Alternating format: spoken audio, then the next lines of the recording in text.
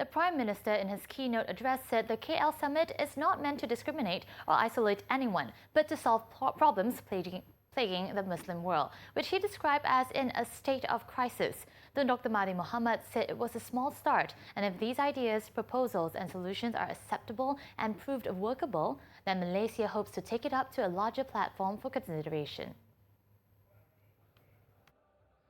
Tun Dr. Mahathir, who is the chairman of the summit, said among the problems faced by Muslim countries are governance and development, which will be discussed at the highest level.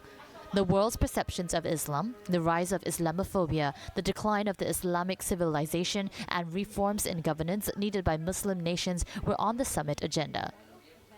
It is imperative that we try and focus on the development of our country so that we can be strong and can help defend the Ummah, which is what we are asked to do.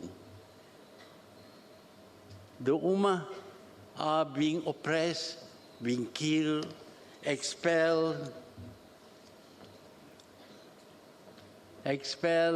from their own countries, dying at sea and on land as they try to escape.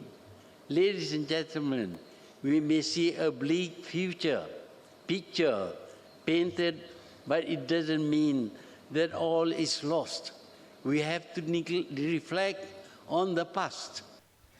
The Organization of Islamic Cooperation, OIC, on Wednesday mounted a veiled attack on the summit, saying such gatherings would weaken Islam.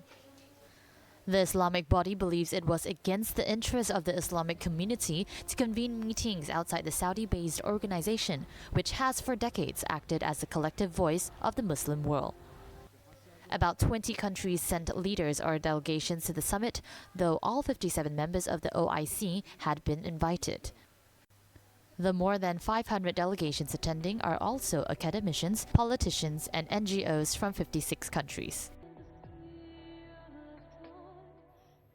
Meanwhile, Muslim leaders joined the Prime Minister in voicing their views on issues concerning the Muslim world. Two of them also spoke out today against the United Nations Security Council and Washington in their speeches. Our reporter, Wan Aizul Islam, has the highlights from today's roundtable discussion.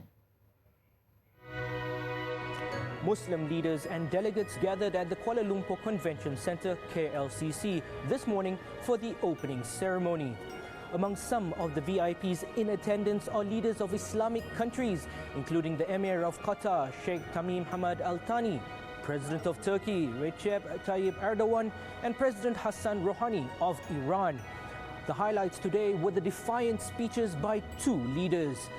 Erdogan called the United Nations Security Council outdated as it did not protect the interests of the Muslim nations, but only the interests of the 5 permanent members of the Security Council. He also called for platforms such as the Organization of Islamic Cooperation, OIC, to be updated to increase its effectiveness.